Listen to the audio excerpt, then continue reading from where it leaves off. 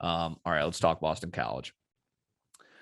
4-4 now. They started 4-0. Obviously, they were a game and a half into their season, and their star quarterback gets injured. So on comes the no star walk-on quarterback, Dennis Grosel. He's like a fifth-year senior. He's almost my age. He basically looks like me at intramural football out there, and we lose 4 straight. Well, we beat the second half of UMass, beat Temple, and we beat Mizzou, who hasn't covered a single game, as aforementioned.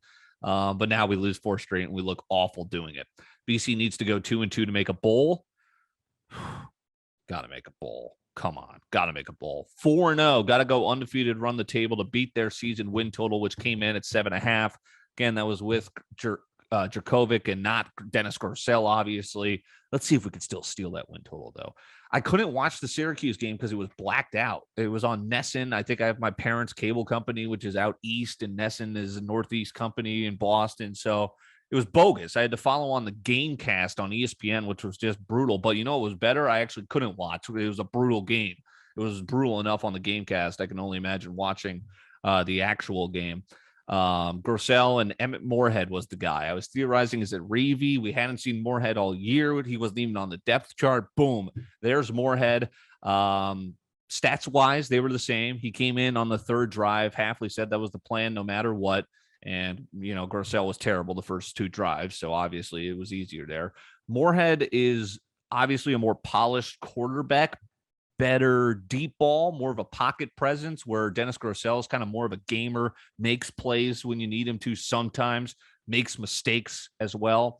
But regardless, the offensive line has been a disaster since the Clemson game because injuries have hurt. Like, this was a pro offensive line coming in, highly rated in the conference, in the nation, and it's just been a disaster because, again, injuries have hurt them. Jack Conley, New Canaan, Connecticut's own, he unfortunately has not been very good getting plugged in there.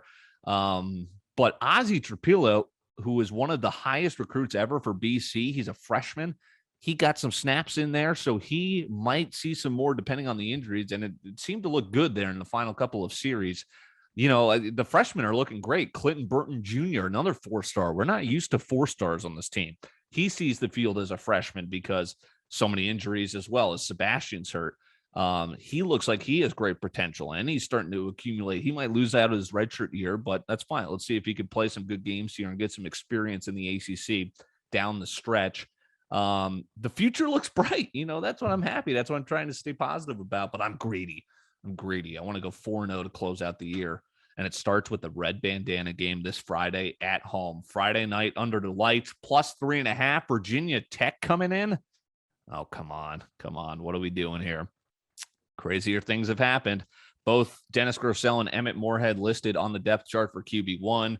Obviously, just that's obviously keeping the cards tight to the chest. Don't want to give Virginia Tech anything to game plan off of throughout the week.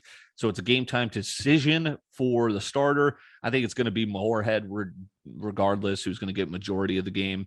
And I'll actually be able to kind of watch him and see some more of this freshman quarterback and see if he can save our season. That is on Friday night. The red bandana game is going to be special. It always is in Chestnut Hill.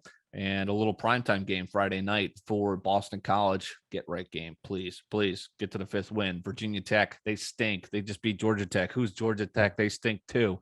The final 4 games: Virginia Tech, Georgia Tech, FSU, Wake Forest. Can we do 4-0? Can we do it, please?